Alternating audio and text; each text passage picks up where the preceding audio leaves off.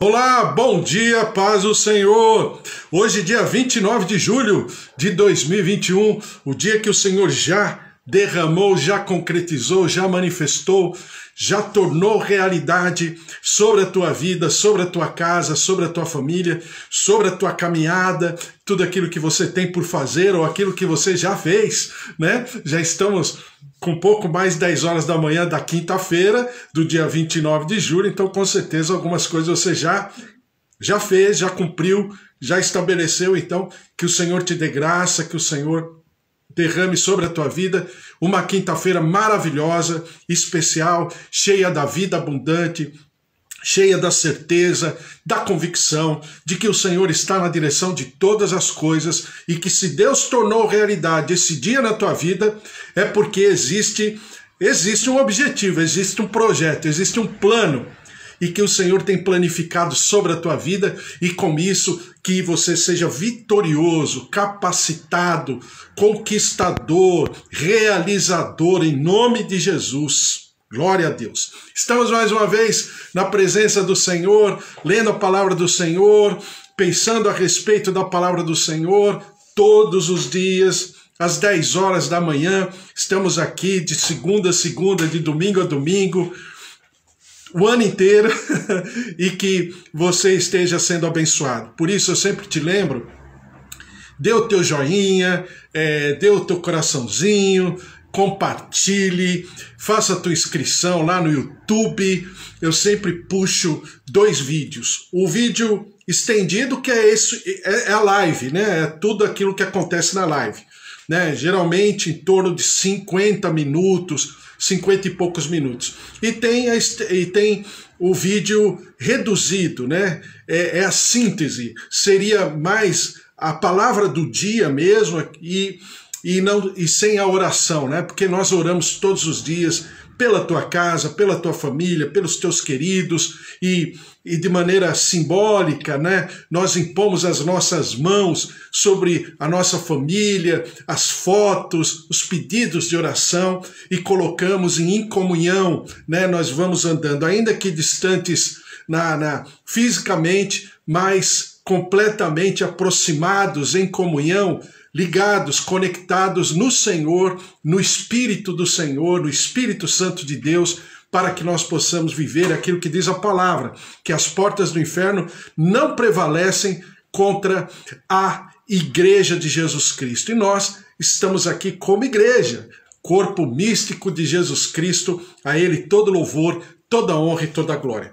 Estamos falando sobre Mateus, né, o último sermão o último sermão de Jesus. Alguns chamam de sermão escatológico, sermão profético. Eu sempre chamo de sermão apocalíptico, né? Eu sempre chamo de o Apocalipse de Jesus. Vai do capítulo 21 ao capítulo 25. A gente tem pensado a respeito, nos utilizado das parábolas, principalmente as parábolas de Jesus, para pensarmos e meditarmos sempre assim.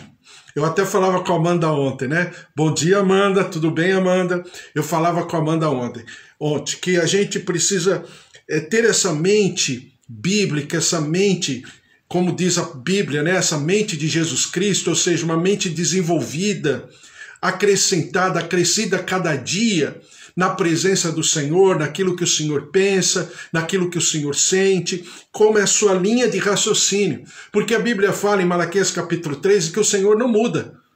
Então ele tem uma maneira de aferir, de nortear a nossa vida de tal maneira que quanto mais a gente vai lendo a palavra, vai pensando, vai estudando, vai meditando, mais a gente fica vamos dizer, próximos de uma comunhão maior com o Senhor. Por quê?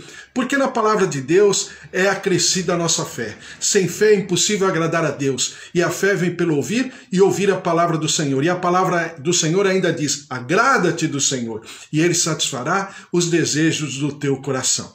Então é assim que nós vamos trabalhando. E trabalhando isso, a gente está falando dentro da escatologia sobre todo o pensamento, vamos chamar assim, cronológico dos fatos, né? Aquilo que eu chamo de os últimos acontecimentos, que o ápice é a volta do Senhor Jesus, com certeza, é a volta do Senhor Jesus em glória, em poder, em majestade, né? E dentro desse ato, do último ato, do ato mais importante, do ápice escatológico, então nós vamos pensando sobre todos os acontecimentos que fazem parte desse grande acontecimento que é a volta do Senhor Jesus. Dentro dessa linha, nós estamos falando agora sobre a grande tribulação. Já falei para você que em muitos textos e outros momentos que a gente tem conversado, eu falei para você que, para mim, na minha linha de raciocínio, existem duas tribulações, né? Tem essa primeira, que vai desde o princípio das dores, e filhos contra pais, irmãos contra irmãos, o princípio das dores, né, que eu chamo que seria aquilo que está acontecendo nesse momento, né? E por que eu falo isso, mesmo quando muitas gerações já falaram a respeito? Por exemplo, na gripe espanhola, naquele tempo, eu falei para você o que pensavam os teólogos, os pregadores da época, que não poderia ser diferente, porque o evangelho já estava atingindo praticamente todo mundo no início do século XX, final do século XIX. Era assim um momento muito importante, muito saudável, eu diria, porque o evangelho estava sendo pregado a todo mundo, e segundo, entre aspas, as previsões da época, é que o Senhor Jesus voltaria antes de 1920, por exemplo. Por quê? Porque o evangelho estava assim sendo distribuído de uma maneira muito profunda, muito especial. Mas aí veio a Primeira Guerra, né? A Primeira Guerra Mundial. E ligada à Primeira Guerra Mundial, veio uma pandemia chamada de gripe espanhola, que aí, né, alterou até mesmo e principalmente o contexto histórico protestante, evangélico da época, o contexto cristão, porque muitas das teologias que até hoje nós, vamos dizer, recebemos essa herança, vem exatamente por causa desse momento. Né? Como que Jesus está quase voltando e está acontecendo tudo isso? Os países estão sendo assolados com a Segunda Guerra, e por que não dizer, junto com a gripe espanhola, 1914, 1916, né? Que, olha, houve assim povos foram dizimados, famílias, não houve uma família que não sofresse. Aqui no nosso país mesmo, no Brasil, muita gente morreu por causa dessa pandemia, que foi assim algo avassalador. A Primeira Guerra Mundial, ela sofreu o revés dessa gripe também. Então você percebe uma série de coisas. E daí por diante veio uma teologia um tanto quanto, eu chamaria de uma teologia mais descrente, né? Até se explicando muito, se justificando, que por que o servo de Deus estava sofrendo exatamente como ímpio. Dentro daquela lógica, dentro daquele contexto, foi muito forte. Então, quando eu me atrevo, vamos dizer, a falar desse momento, quando eu me atrevo a falar dessa situação, claro que eu sei de tudo isso. Mas quando você olha nas 69 semanas de Daniel, não falo das 70ª, porque a gente está falando agora, mas das 69 semanas de Daniel e tudo que aconteceu, você perceba que existe sim aquilo que nós já pensamos sobre a parábola do bom samaritano, sobre os 2 denários, significando um dia de trabalho. E Pedro pontua isso, lembrando do Salmo capítulo 90, versículo 4, sobre um dia é igual a 1000 anos, e 1000 anos é como um dia para o Senhor. E o que significa isso no contexto profético, né? Que possivelmente sejam, e eu não estou falando de data, de calendário, mas eu estou falando de acontecimentos, possivelmente sejam entre aspas, 2000 anos, né, entre Jesus e esse momento que nós estamos vivendo, haja vista o que diz a palavra lá da parábola do bom samaritano, lá em Lucas capítulo 10, quando fala a respeito, né, da parábola do bom samaritano, que o bom samaritano deixa 2 denários com o hospedeiro, entendemos ser o Espírito Santo, né? A hospedaria, nós entendemos que é a autoridade, o contexto de igreja, e que nós estamos vivendo esse momento, porque nós somos como aquele viajante, né, representando a humanidade, que está sendo socorrido, curado, liberto, restaurado pelo hospedeiro chamado Espírito Santo de Deus, né? Quando diz Paulo que ele é o penhor da nossa salvação, é o penhor da nossa herança.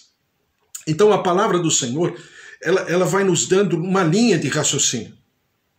Quando nós falamos da grande tribulação, eu cheguei a pensar com você rapidamente sobre o livro do Apocalipse, falando de alguns pontos importantes, entre eles que capítulo 4, capítulo 5, eu chamo de culto zero, né?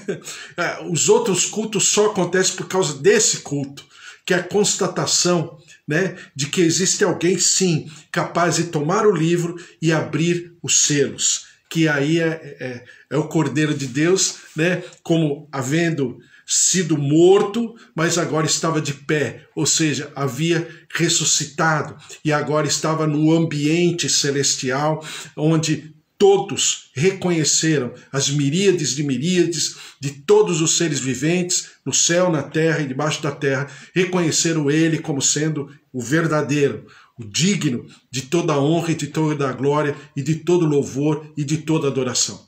Então, dentro dessa linha, nós estamos agora falando da grande tribulação. Falando da grande tribulação, nós lemos Mateus capítulo 24, e eu vou só ler aqui versículo 29. Logo em seguida, a tribulação daqueles dias, o sol se escurecerá, a lua dará a sua claridade, e a lua não dará a sua claridade, e as estrelas cairão do firmamento, os poderes dos céus serão abalados. Então aqui diz sobre a grande tribulação, e eu quero ainda ler, deixa eu ver aqui, só procurar, no versículo 21, porque nesse tempo haverá grande tribulação. Obviamente, eu já falei para você que não tem como, né? Então eu estou próximo dos pré-milenistas a respeito de algumas coisas, mas eu também estou próximo daqueles que são chamados, eu chamo de intermilenistas, né? Ou pré-tribulacionistas ou intertribulacionistas. Por quê? Porque eu creio que nós estejamos vivendo uma tribulação. Não é a grande tribulação? Não. Mas com certeza, creio que nós estejamos, né, por assim dizer, vivendo o princípio das dores quando Jesus fala. Por quê? Porque existe, né, todo um contexto, né, de desgaste do gênero humano, de todo o desgaste das estruturas até então, estruturas que, quer queiramos ou não, mas, vamos dizer assim, dava um freio no gênero humano quanto à sua bestialidade, né? E quando eu falo bestialidade, eu falo em todos os sentidos. Então você tem um gênero humano totalmente desgastado, totalmente mais voltado para o bestial, né? Você tem 2 contextos extremos, o bestial e o espiritual no excesso, né? Ou seja, o ser humano tem que ser um ente, um ser santo, alguém acima, né, de qualquer contexto humano. E a gente percebe através da vida de Jesus Cristo, como nosso gabarito, nosso modelo, que ele era homem. E ele gosta de ser chamado filho do homem. E ele gosta de ser chamado filho de Davi. Por quê? Porque em nenhum momento ele desprezou a sua condição humana. Mas do outro lado, você percebe o quê?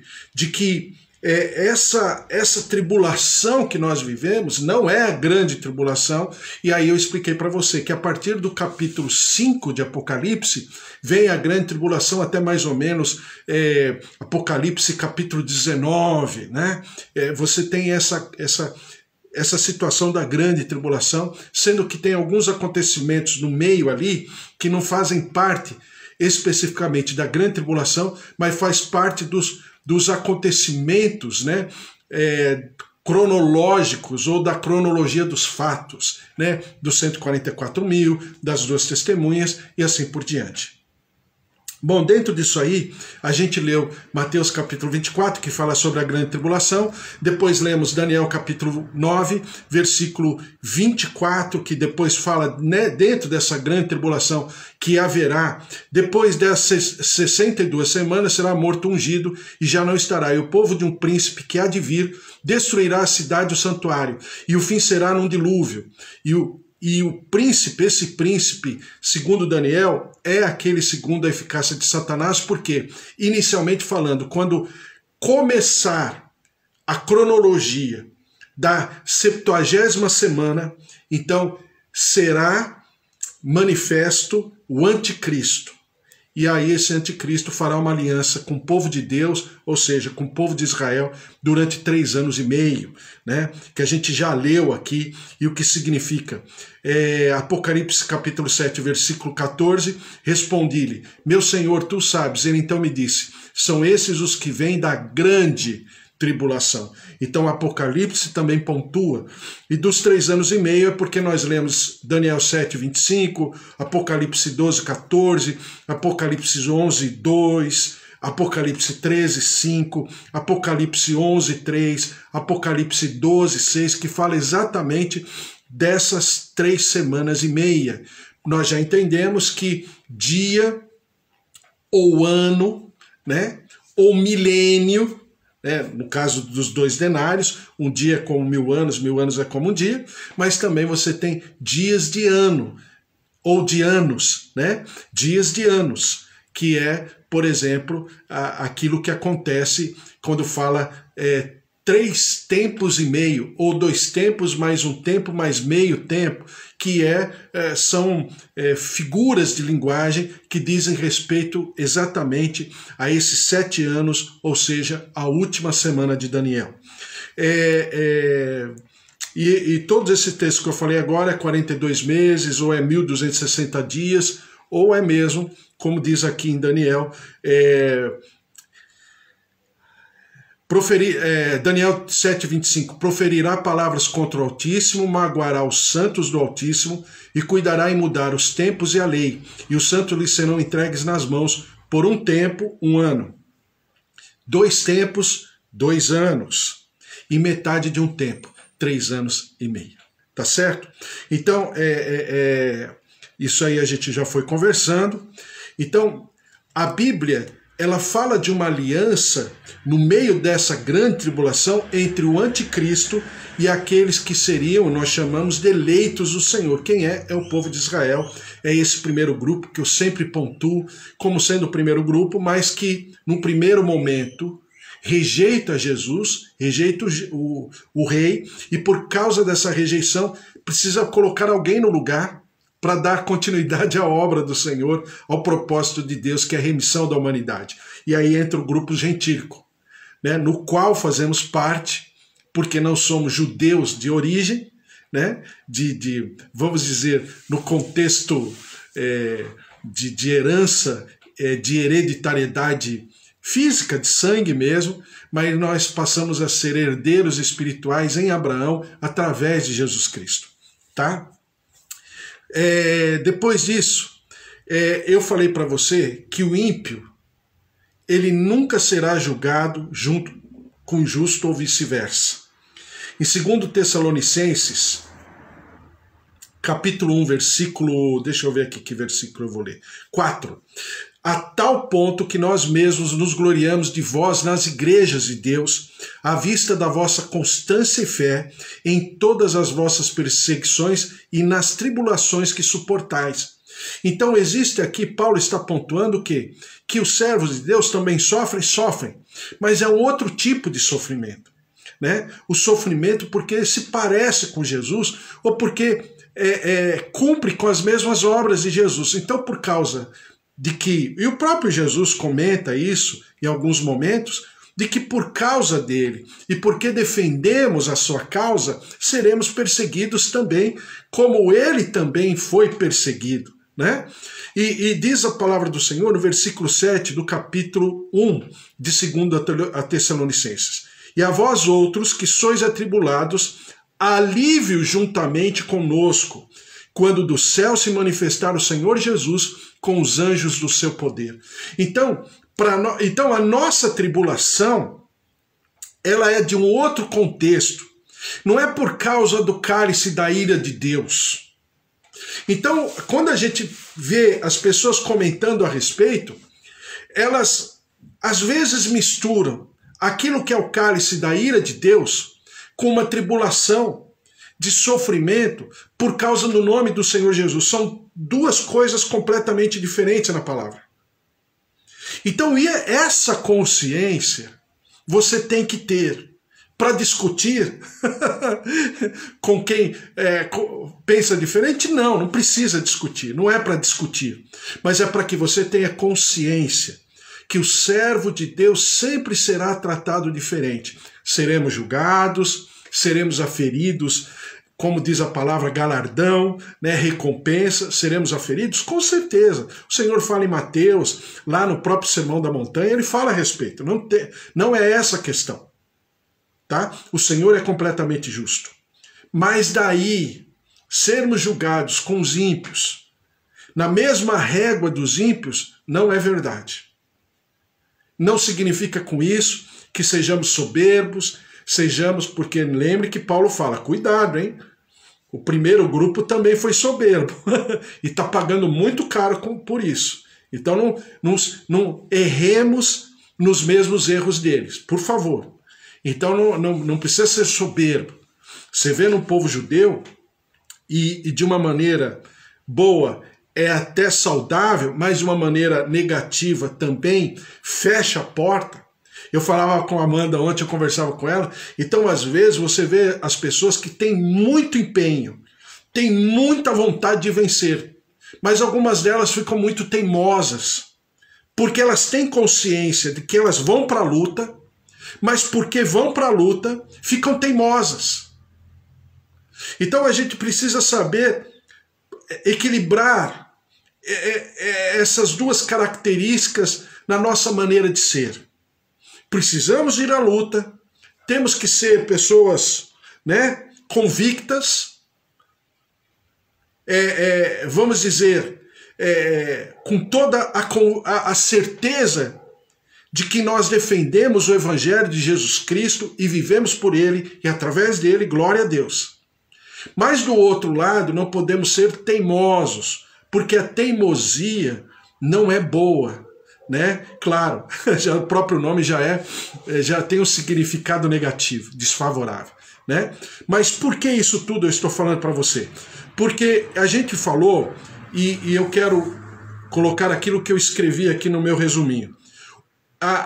Então, o julgamento do ímpio não será no mesmo momento do julgamento do justo, serão dois momentos diferentes. O julgamento do justo será para galardão, será para recompensa, não será para juízo, né? De falar que se vai para o céu ou vai para o inferno. Não é esse juízo. Esse juízo, a própria palavra do Senhor estabelece. Jesus responde isso em Mateus 25.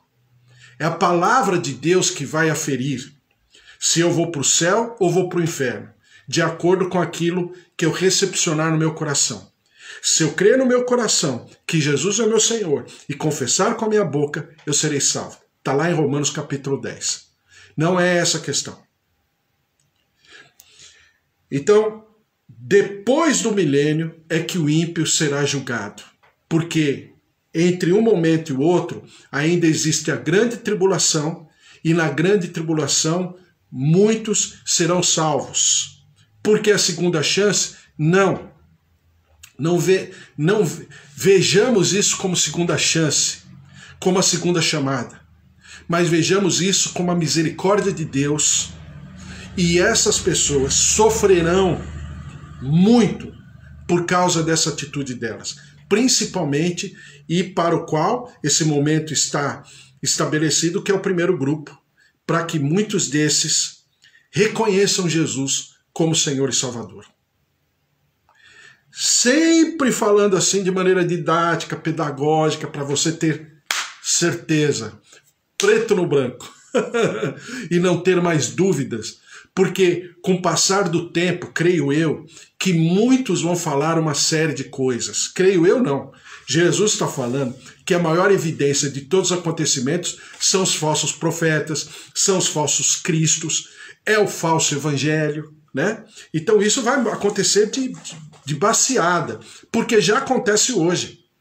A igreja chamada, né, como a revista Veja chama, a igreja chamada evangélica, né, o povo chamado evangélico no Brasil é um povo completamente inconstante, sem gosto, sem sabor, sem identidade. Então já acontece hoje. Nós já temos uma igreja frágil, muito frágil. Tá? E eu falei assim, o nosso posicionamento é de uma igreja vitoriosa e triunfante. Por que uma igreja vitoriosa e triunfante? Porque eu quero pentear nossa alma com palavras positivas? Não. Porque eu quero enxergar o momento que nós estamos enxergando, negando, com negativismo espiritual? Também não. Com palavras de negação, né? Olha o que está acontecendo. Não está acontecendo. Vamos olhar. Não é isso. Eu tenho que ser coerente, eu tenho que ser equilibrado. Então, por que nós somos uma igreja triunfante? Por que nós somos uma igreja vitoriosa? Porque fomos lavados e remidos no sangue do Cordeiro de Deus. Como diz o livro do Apocalipse, poeticamente falando, nós fomos alvejados na nossa vestimenta, né, festival. Estamos preparados para o reino. Entendeu? Então é assim que nós devemos olhar a palavra. A tribulação é um momento de juízo para os ímpios, mas é alívio para os justos. Porque a grande tribulação, enquanto estiver estabelecida aqui na terra, nós estaremos nas bodas do Cordeiro. Certo? Depois eu falei para você que a comprovação documental, né, dessa verdade espiritual, e eu tenho vários textos para pensar com você. Eu li Gênesis capítulo 18, eu só vou ler aqui o versículo 25. Longe de ti o fazeres tal coisa, matares o justo com o ímpio. Como se o justo fosse igual ao ímpio. Longe de ti não fará justiça o juiz de toda a terra? Então disse o Senhor, se eu achar em Sodoma 50 justos dentro da cidade, pouparei a cidade toda por amor deles. Então, é Abraão pensando com Deus. Olha que comunhão, né? Maravilhosa. É Abraão pensando com Deus sobre julgamento de justo e de ímpio, né? É sobre o texto de Sodoma e Gomorra, já lemos ontem, não vou ler de novo.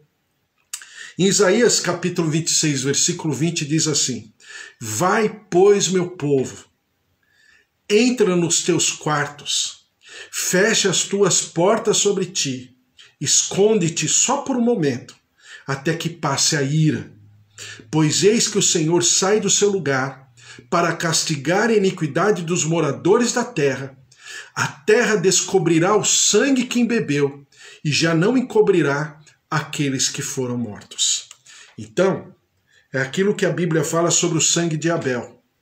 Que quando Caim matou Abel, o Senhor pergunta para Caim, Caim, onde está o teu irmão Abel? E Caim responde, sou eu. Ama do meu irmão? Caim, o sangue de Abel está clamando da terra. Exatamente essa verdade espiritual. Eu sempre gosto de citar Gênesis porque o livro de Gênesis para nós é documento eterno, né? Toda a Bíblia é, mas o livro de Gênesis é muito especial. Então você percebe o quê? De que o sangue do justo clama. Então sabe tudo isso que acontece nos nossos dias? Quando os refugiados africanos morrem a centenas nos mares, fugindo, né, das políticas de destruição de algumas regiões do continente africano e morrem no mar, porque muitos outros países veem aqueles barcos ali, aqueles botes abarrotados de gente e deixam morrer porque não querem receber essas pessoas nas suas terras. Então, o que você acha? Esse sangue está clamando ou não está clamando? A Bíblia não fala no livro do Apocalipse que esses mortos voltarão de entre os mares? Ou aquela criança que recebeu uma bala perdida aqui em alguma área de comunidade no Brasil, eu não estou falando só do Rio de Janeiro, estou falando do Brasil inteiro, né? Aquele sangue não clama? Será que não haverá um juízo, desculpe o termo, institucional por causa daquele sangue? Ou será que tudo isso está passando desapercebido dos olhos do Senhor? Então, esconde-te só por um momento, até que passe a ira. Então, o que diz Isaías capítulo 26, versículo 20? É de que, profeticamente, escatologicamente falando, na nossa visão escatológica, o Senhor está falando, fica guardadinho no teu quarto, porque a ira do Senhor se acendeu. Exatamente, em outras palavras, o que acontece com o povo lá na terra do Egito. Quando o Senhor falou assim para Moisés, Moisés, eu vou derramar a 10ª praga. É a praga da morte dos primogênitos. Fala para o meu povo ficar guardado nas suas casas, porque, em outras palavras, tá? A minha ira vai passar por sobre o planeta Terra.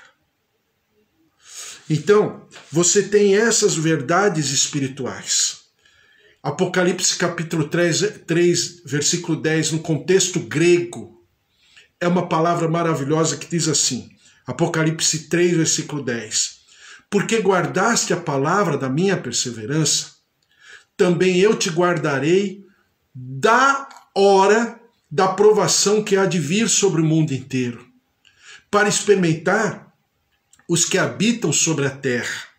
Não obstante estarmos na tribulação, aos meus olhos, não estou defendendo a teologia de ninguém, eu estou falando a minha opinião, mas nós não estaremos na grande tribulação.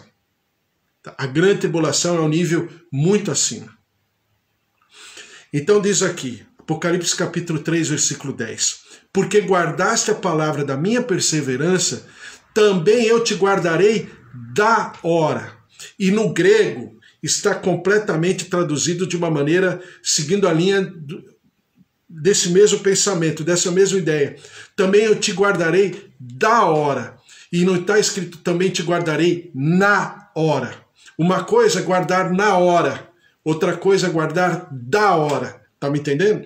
Então, ele está falando, te guardarei da hora da provação que há de vir sobre o mundo inteiro, para experimentar os que habitam sobre a terra. Então, o que significa aqui? Mais uma vez, a diferença daquele que serve e daquele que não serve ao Senhor, como diz a própria palavra. E eu vou continuar. 1 Pedro, capítulo 4, versículo... Deixa eu ver aqui, eu vou ler o versículo 17, mas um pouquinho antes, eu vou ler o versículo 12. 1 Pedro 4, 12. Veja só o que diz assim, amados, não estranheis o fogo ardente que surge no meio de vós. Por que fogo ardente que surge no meio de vós? É porque eu entendo que aquele que será, segundo a eficácia de Satanás, será alguém, pelo menos uma das bestas, que é a besta do falso profeta, ou seja, o próprio nome diz, né, falso profeta, é a besta, é a autoridade religiosa no mundo, é alguém que vai sair do nosso meio, porque é alguém que estará pecando contra o Espírito Santo. E só peca contra o Espírito Santo quem conhece o Espírito Santo. Eu já te falei a respeito.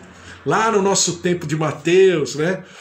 Mateus 13, 14, 15, 16, né? A gente conversou a respeito. Porque só peca contra o Espírito Santo quem é de dentro. Quem é de fora não peca contra o Espírito. Porque é um pecado de consciência. É um pecado daquele que está dentro. Daquele de maneira premeditada, né? de uma maneira completamente consciente, ele peca contra o Espírito. É por isso que eu sempre falo que esses todos que a Bíblia, que as pessoas já falaram em vários tempos, né, que seria o anticristo, o Papa, depois falaram no meu tempo de adolescente, falaram como é que era o nome dele? Ai, esqueci o nome. Era um rei lá, um ditador do Iraque, esqueci o nome, não é Bin Laden, esqueci o nome dele, né? Então, e tinha livros escritos a respeito. Eu creio que seja alguém de dentro, porque se possível for, vai enganar os escolhidos. Então, alguém de dentro, ou seja, de alguém muito, mas muito consistente do cristianismo, ou alguém que seja consistente entre o cristianismo e o judaísmo, tá? Principalmente, tá? Então diz aqui, pelo contrário, alegrai-vos na medida em que sois coparticipantes dos sofrimentos de Cristo, para que também na revelação de sua glória vos alegreis exultando. Se pelo nome de Cristo sois injuriados, bem-aventurados sois, porque sobre vós repousa o Espírito da glória de Deus. Não sofra, porém, nenhum de vós... Olha Pedro falando, gente. É Pedro expressando isso tudo que eu estou falando para você. Olha, não sofra, porém, nenhum de vós como assassino, ou ladrão, ou malfeitor, ou como quem se intromete em negócios de outrem.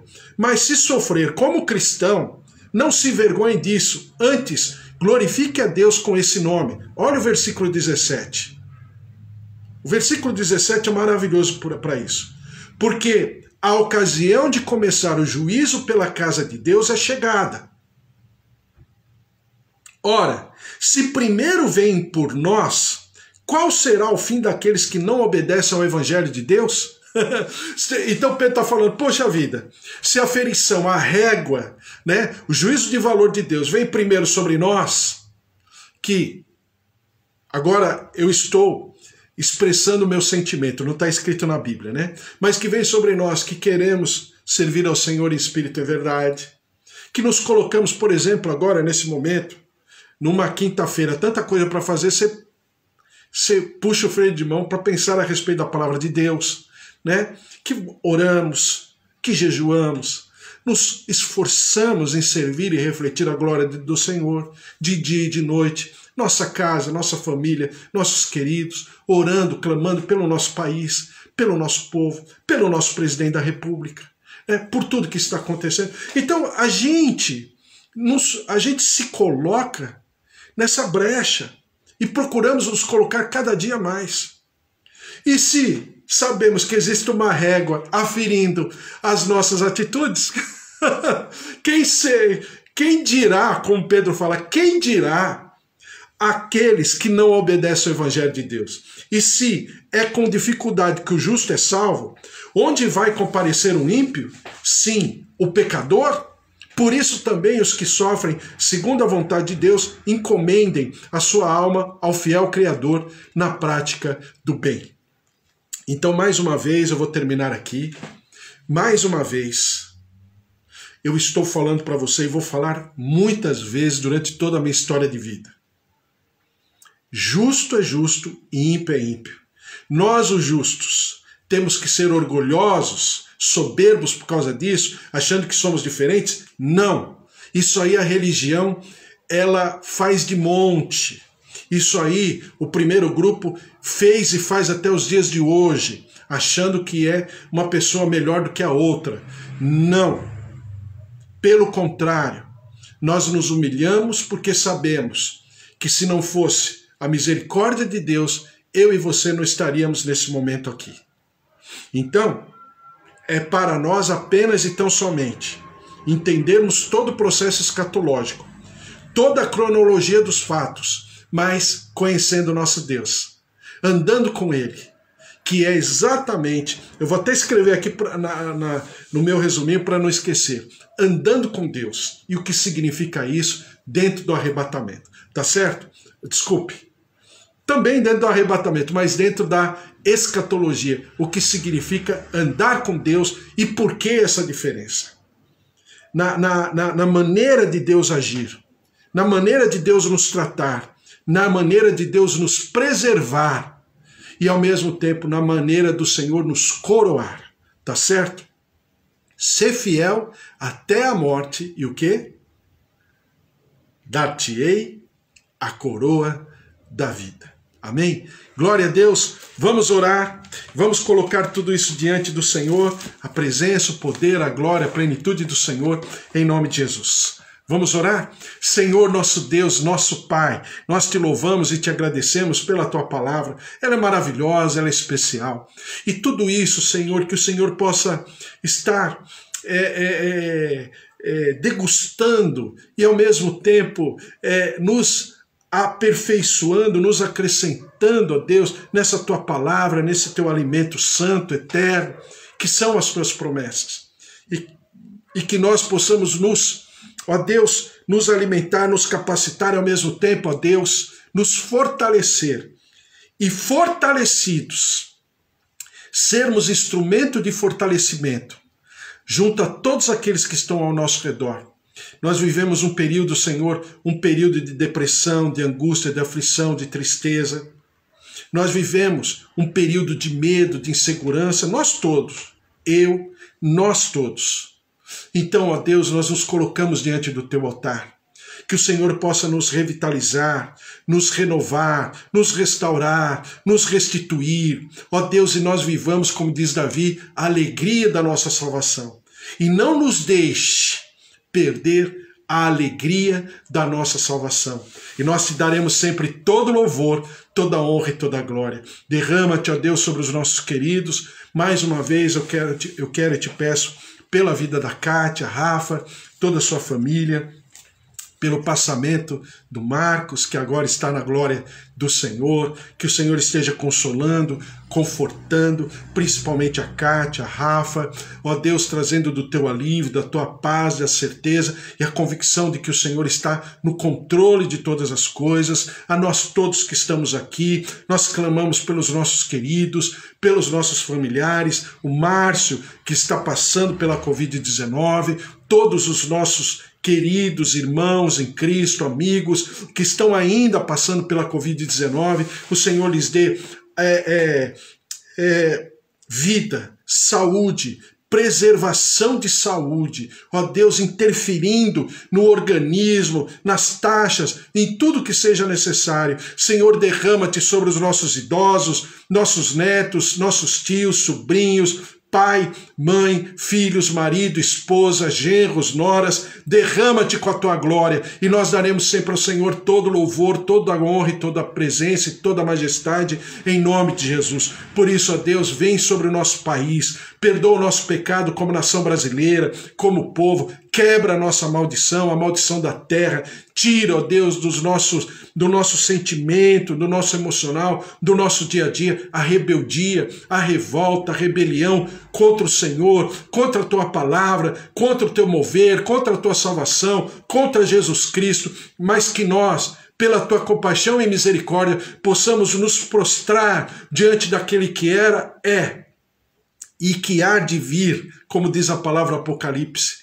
Ó Deus, o nosso Redentor, o nosso Senhor, o nosso Salvador. E nós daremos sempre ao Senhor todo louvor, toda honra e toda glória em nome de Jesus. Que nós todos aqui tenhamos uma quinta-feira maravilhosa, uma quinta-feira de propósito, de conquistas, realizações, grandes notícias, palavras maravilhosas, palavras, ó Deus, de incentivo, de constituição, de capacitação, ó Deus, de prosperidade, de sucesso, por onde nós formos, aonde pisarmos com a planta do nosso pé, aonde tocarmos com a palma das nossas mãos, o Senhor nos dê por concessão e nós sejamos mais uma vez vitoriosos na tua presença e na tua glória, e o Senhor nos dê, ó Deus, uma quinta-feira inesquecível, memorável, e nós daremos sempre ao Senhor todo louvor, toda honra e toda glória, em nome de Jesus. Amém. Amém? Que o amor do Deus Pai Todo-Poderoso, que fez o céu e a terra, e a vida vitoriosa em Jesus Cristo, e as consolações do Espírito Santo da promessa,